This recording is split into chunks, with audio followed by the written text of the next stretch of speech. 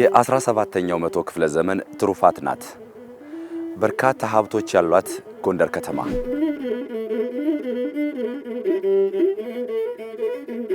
ጎንደር አንቺን ነው እናቴ ያሉሽ ሰው ሳትለይ ትበግቢያለሽ። ጎንደር የስልጣኔ መሰረት፣ የስልጣኔ ማማ፣ ሶስተኛዋ የስልጣኔ መዳረሻ መናገሻ ነበረች። በቦምብ ተመትቷል ቅርሱ። አብራ ኢትዮጵያ ሲደማ አብሮ የደማ ነው። አሪፍ ነው አይደል? ጎንደር የንግስና ካባዋን ከእንደገና ለብሳለች። ኢትዮጵያውያን ሰሩት፣ አሁን ደግሞ ኢትዮጵያውያን እንደነበረ መልሰውታል። ፋሲል አልታደሰም፣ ፋሲል አልተጠገነም፣ ፋሲል ዳግም ነው የተወለደው። የዛሬ 400 ዓመት እንደሚነግሩን ነው ዛሬም እያየን። እዛ ቤተ መንግስት ውስጥ ጠቅላይ ሚኒስትሩ የመጀመሪያ ጠቅላይ ሚኒስትር ናቸው። ገብተው ሲመለከቱ ሲያዩ ቱሪስቱላ ጎንደርን አልወጣም እዚያ አለቅም የሚል ነው የምናደርገው። አሁን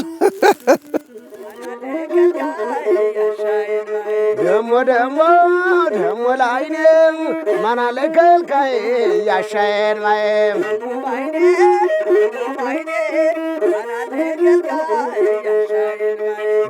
ደሞ ላይኔ ማናለ ከልካይ ያሻየን ማየም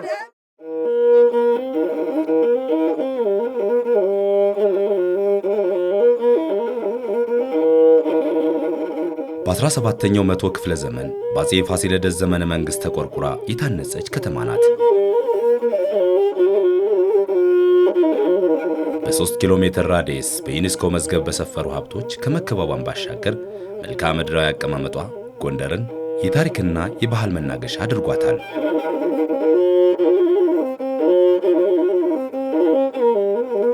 በዩኔስኮ ሬጂስተርድ የሆኑ ሳይቶች ያሉበት ከተማ ነው። ከዚህ ከ100 ኪሎ ሜትር ራዲየስ የሰሜን ብሔራዊ ፓርክ የሚገኝበት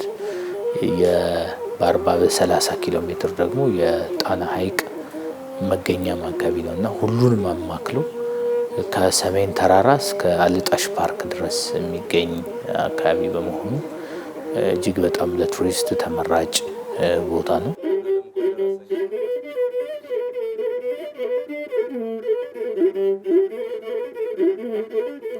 ጎንደር አንቺን ነው እናቴ ያሉሽ ሰው ሳትለይ ትበግቢያለሽ ትባላለች ጎንደር። እና ጎንደር እናት ናት። ሊቅ የወጣበት ከዚህ ነው። የሊቆች የመጽሐፍ ሊቆች፣ የድጓ ሊቆች፣ የቅኔ ሊቆች የወጡበት ጎንደር። ለኢትዮጵያ ከተሞች እድገትም ውለቷ ብዙ ነው። ጎንደር የከተሞች እናት ተብላ የምትጠራ 250 ዓመት ዋና ከተማ የነበረች ግን ከስልጣኔዋና ከታሪኳ ጋር የማይመጥን የከተሜነት ሂደት ውስጥ ነው የቆየ ነው። የጎንደር የንጉሳውያን አሻራዎች ከኢትዮጵያ አልፈው ለዓለም የኪነ ህንፃ፣ የባህል፣ የስልጣኔና የታሪክ መሰረቶችም ሆነዋል።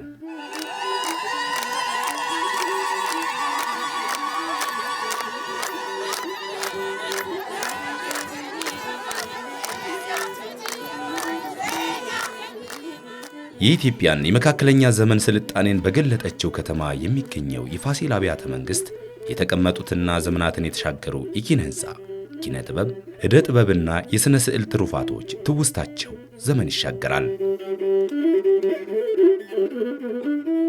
አባቶቻችን የሰሯቸው በርካታ ሰው ሰራሽ ሀብቶቻችን ረቂቅ የኪነ ጥበብ የሥነ ጥበብ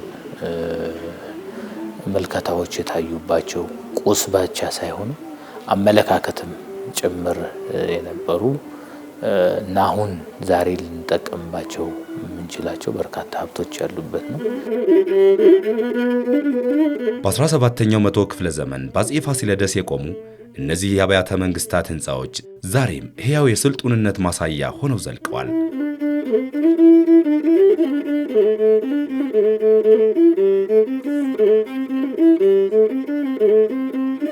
የኪነ ህንፃ ጥበብ ጅማሮና እድገትን ቁልጭ አድርገው ያሳዩናል። የዛሬ 310 ዓመታት ገደማ የተገነባው የአፄ ዳዊት ደባል ግንብ የኪነ ጥበብን ዋጋና ትኩረት ቁልጭ አድርጎ የሚያሳይ ሚስጥራዊ ህንፃ ነው። የእቴጌ ምንትዋብና የአፄ በካፋ አብያተ መንግስታትን ረቂቅ ሚስጥራት አላቸው። ድንጋይና ሲሚንቶ ብቻ አይደለም እዚህ የቆመው። የኢትዮጵያን ባህል፣ ወግ፣ ታሪክ፣ ስልጣኔን፣ ጀግንነት ሁሉን አቅፎ መሰረቱ ነው ይሄ የቆመ ነው። አፍሪካን አልፎ አውሮፓን፣ ዓለምን የሚያኮራ ቅርስ ነው።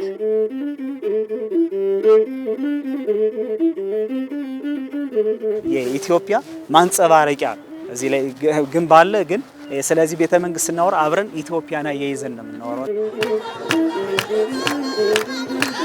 ባህል፣ ስልጣኔና የአብሮነት ታሪክን የሚያጋሩን እነዚህ ህንፃዎች በሰው ሰራሽና በተፈጥሮ ፈተናዎች ወዛቸውን አጥተው የታሪክና የስልጣኔ ሕያው ማሳያነታቸው ደብዝዞም ነበር። የጣሊያን ወረራ ወቅት እንግሊዞች ጣሊያኖችን ለማስወጣት ባደረጉት ጥረት በአውሮፕላን ላይ በቦምብ ተመትቷል ቅርሱ። አብራ ኢትዮጵያ ሲደማ አብሮ የደማ ነው፣ አብሮ የቆሰለ ነው። ይህ ደግሞ ለአሁኑ ትውልድ ጸጸትን መፍጠሩ አልቀረም። በየዘመናት ለሚቀያየሩ መንግስታት ግን ግድ ሳይሰጣቸው ቆይቷል። ፋሲለደስ ቤተ መንግስት እኔ ከበፊት አውቀዋለሁ። ዳይሬክትሊ በቃ ምንም አይገናኝም። ያኔ ብዙ ቦታዎች ላይ ያሉት ግንቦቹ ፈርሰው ነው የነበረ፣ ውበትም አልነበረውም። ቅርሶቹ እየተሰነጣጠቁ ነበረ። ክረምት ሲገባ የትኛው ቅርስ ይወድቅ ይሆን፣ የትኛው ቤተ መንግስት ወድቆ እናገኘው ይሆን ብለን ምንሰጋበት ወቅት ነው የነበረው። እዛ አብያተ መንግስት ውስጥ ጠቅላይ ሚኒስትሩ የመጀመሪያ ጠቅላይ ሚኒስትር ናቸው። ገብተው ሲመለከቱ ሲያዩ ችግሩንም ለመረዳት ያለፉት ፍላጎቱም አልነበራቸውም። የሆነ ስምና ስያሜ በመስጠት አንዳቸውም እስካሁን አልገቡ። ክቡር ጠቅላይ ሚኒስትር ዶክተር አብይ ናቸው ገብተው አይተው በዛ ሌቭል እንዲታደስ ያደረጉት። የዚህ ትውልድ ጸጸት የመፍረስ አደጋ ተደቅኖበት የነበረውን ይህን አብያተ መንግስትና አካባቢውን ይዘቱን ጠብቆ ወደ ቀደመ ክብሩ እንዲመለስ አድርጓል። ተግባሩም ፋሲልን ከሞት ወደ ሕይወት ይመለሰ ሆኗል። ከ30 ዓመት በፊት ጀምሮ አውቀዋለሁ። ይሄንን ቦታ ተጠገነ የሚለው ስም ያንስበታል። ፋሲል አልታደሰም፣ ፋሲል አልተጠገነም፣ ፋሲል ዳግም ነው የተወለደው። ተመስገን እንግዲህ እንኳን ምን ሆነው ነገር የለም። እውነቴ ነው የምልህ። በጣም እኮ ስጋት ላይ እኮ ነው የነበረው። እንደው እንደዚህ ፈርሶ ስንሄድ እውነት ይመለስ ይሆን ብለን ነበር እና በጣም አሁን እንግዲህ ስጋታችን ሁሉ ገደል ገባ።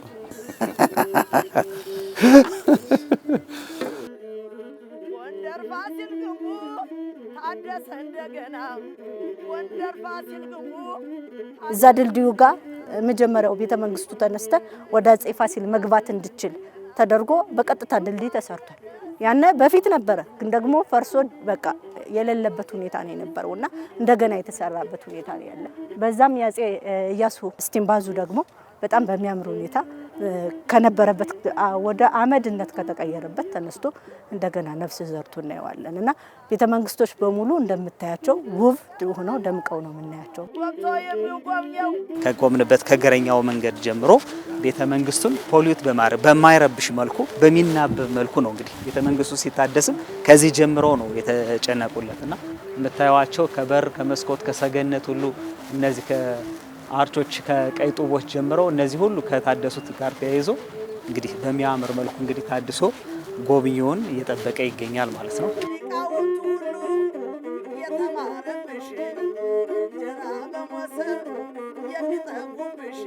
በዚህ ውስጥ እንግዲህ አዳዲስ ባህሪያትን አይተናል። አብያተ መንግስቱ ለመጀመሪያ ጊዜ ነው እንግዲህ ነገስታት በመቅረዝ ካበሩት ውጪ ብርሃን አልነበረውም በምሽት። አሁን በምሽትም የሚሰራ የሚያገለግል ቅርሳችን ሀብታችን ሆኗል። ሰው በምሽት ጉብኝት አሁን ጀምረናል፣ እየሰራንበት ነው። አንዱ አዲሱ ገጽታችን የሆነ ከተማችን የምሽት ጉብኝት ነው።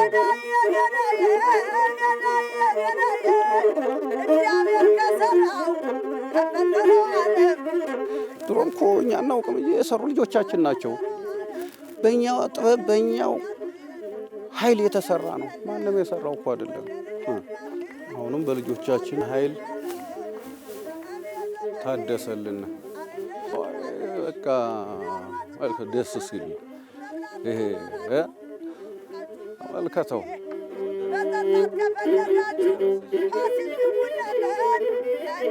የዘርፉ ባለሙያዎች በላቀ ጥንቃቄ ለዘመናት የቆየውን ይህን ግንብ ስሬቱን ጠብቀው ጠግነውታል።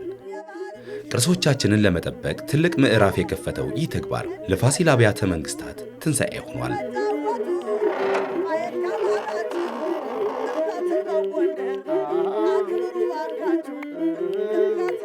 አሁን ግን ዴፊኒትሊ ሙሉ በሙሉ ተቀይሯል እና እጅግ በጣም ውብ የሆነ ግቢ ሆኗል። የብልፍ ግቢዎቹም አረንጓዴ ናቸው። በጣም ወኮዬ ሁላ እጅግ በጣም የሚገርም ነው። ለኔ እጅግ በጣም የሚገርምና ትልቅ ውበት ነው። ለኛ ትልቅ ደስታ ነው በተለይ ምክንያቱም እዚህ በፊት ፈርሶ ማቆ ቤተ መንግስት ታሪኩን ሳይቀይር እንደገና ተገንብቶ ህይወት ዘርቶበት ነው የምናየው ማለት ነውና ከዛ ጭንቀት ነው የወጣ ነው። በጣም ትልቅ ደስታ ነው። ጎንደር ተወልደን ወደ እስራኤል ሀገር ሄድነን መቼም ያው ትውልድ ሀገራችን እንዳለንባት ሀገር እንድትሆን ከመጓጓት አንጻር እና በእይታ በቴሌቪዥን በተለያየ ሁኔታ ስናያት ደስ ይለናል። ለዛ ነው ጉጉቱም ነው ያመጣኝ።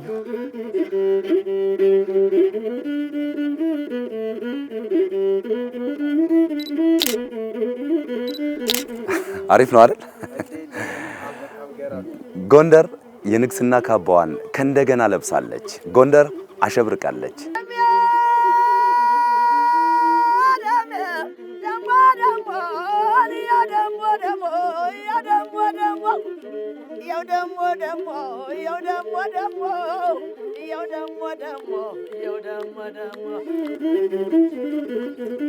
በጣም ደስ የሚለው ያው ግቢው እንደምታዩት ድሮ የፈራረሱ የወደቁት ሁሉ እንደ አዲስ ተሰርተዋል። በጣም በቃ የዛሬ 400 ዓመት እንደሚነግሩን ነው ዛሬም እያየን ነው።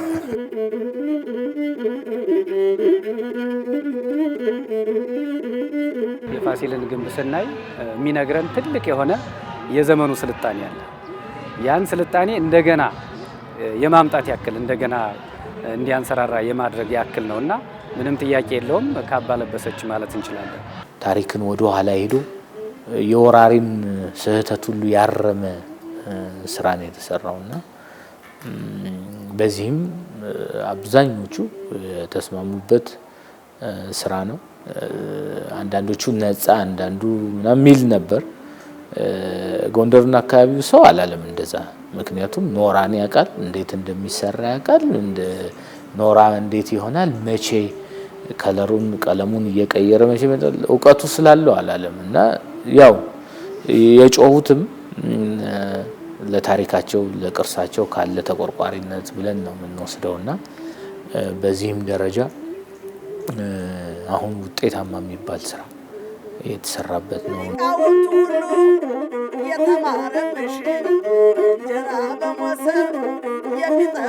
ቅርሱ ለጎንደር ሕዝብ ብቻ ሳይሆን ለዓለምም አስፈላጊ ነው፣ ታሪክ ነው። ስለዚህ ለሁላችንም በጣም በጥሩ ሁኔታ የተገነባና ሕዝቡም መጥቶ ሁሉም ሰው ማየት የሚገባው የጎበኘውም ያልጎበኘውም ሰው ድሮ ሲያውቁት ሌላ ነው፣ ዛሬ ደግሞ ጎንደር ሌላ ነችና እንደገና የተወለደችበት ጊዜ ስለሆነ ሁሉም ሰው መጥቶ እንዲያየው አካል ዘቢደር እንገናኝ ጎንደር ቱሪስቱላ ጎንደርን አልወጣም እዚያ አለቅም የሚል ነው የምናደርገው። አሁን አልወጣም ጎንደርን አለቅም የሚል ማድረግ አለብን። የእነሱ መኖር ደግሞ ምን ይጠቅማል? ነጋዴው ይጠቅማል። ገቢ ምንጫችን ያድጋል። በጣም ደስ ይላል። ተግባሩ የኢትዮጵያን የበለጸገ ታሪክ አስጠብቆ ለማስቀጠል ያለ ቁርጠኝነት ምልክት ነው። ፋሲለደስ ግንብ የኢትዮጵያ የበለጸገ ታሪክ ምልክት ሆኖ ቆይቷል።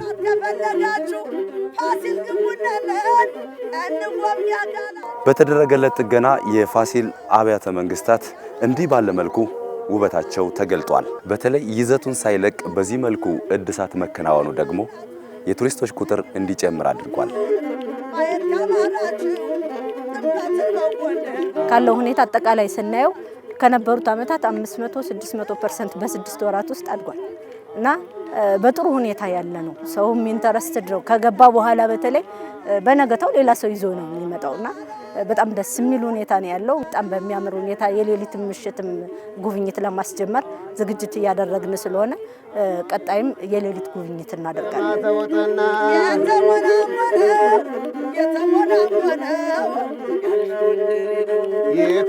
ቱሪስት እንኳን ለመምጣት በጣም ጎቶ ሳይ ትንሽ ይከፋቸው ነበር። አሁን ግን እየመጣ ነው። ጎንደር ያለፈውንና የቀጣዩን ራዕይ አዳምራ ለተሻለ እድገት እየታተረች ነው። እኔ ዛሬ በጎንደር ከተማ የተጀመሩ ስራዎች እንዲሁም በፋሲል ቤተ መንግሥት ግቢ ውስጥ ያየሁት ለውጥ ልጆቻችን ከኛ የተሻለ ተስፋ እንዳላቸው ማሰብ ብቻ ሳይሆን በሚጨበጥ ነገር አይቼዋለሁ። የጎንደር ከተማ ጎዳናዎች ተሽከርካሪዎችና እግረኞች እየተገፋፉ የሚሄዱባቸው ናቸው። የከተማዋ የውሃና ፍሳሽ መስመሮችም ቢሆኑ ጊዜ አልፎባቸዋል። ከተማው እንዲህ የታጨቀ ሰውና መኪና ባንድ ላይ እየተጋፋ ድሬኔጅና እግረኛ ባንድ ላይ የሚሄድበት መስመር ነው የነበረውና እንደ በአጠቃላይ አነጋገር ተስማምተን ታስረንበት የነበረ ከተማ ነው ማለት ይችላል።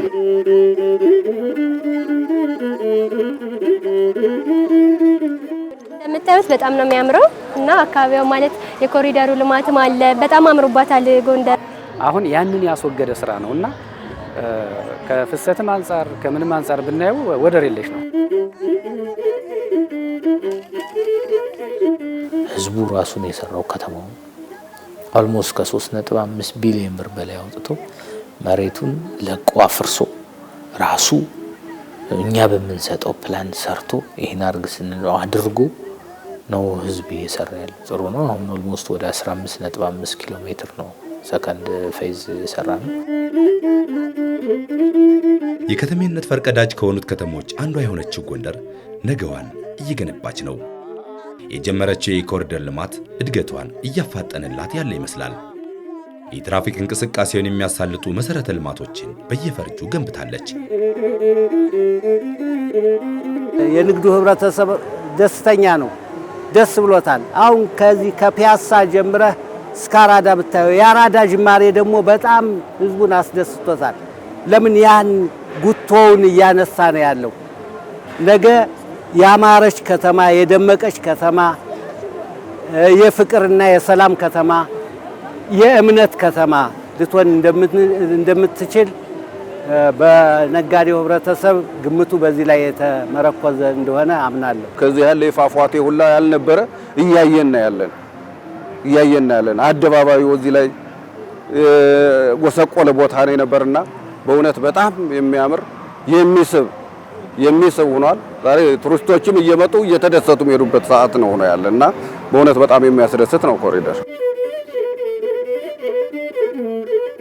የመሬት አቀማመጡን እንደ መልካም አጋጣሚ በመጠቀም በራስ ቀለምና ቅርጽ አሻራ የማኖር ሂደቱ እየተከናወነ መጥቷል።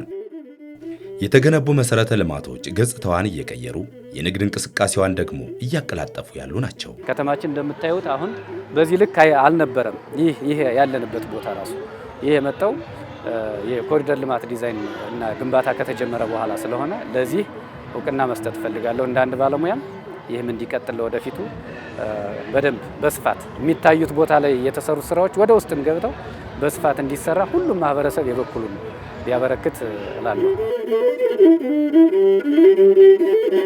ጎንደር ከዚህ በኋላ ስራዋን የቀኑን ብርሃን ብቻ ጠብቃ የምትሰራ አትመስልም። በከተማዋ የተዘረጉ የመንገድ ዳር መብራቶች በተለይ በምሽት የበለጠ ህይወት ይሰጣታል። የኢትዮጵያ የማንሰራራት ዘመን ነው ሲባል አብራ ነው እንግዲህ ጎንደር ነው የድቀቷም ዘመን ማሳያ ጎንደር ነች። አሁን በማንሰራራት ውስጥም ደግሞ ከቅርሳችን ጀምሮ የከተማው ትንሣኤ እየታየ ያለበት ነው።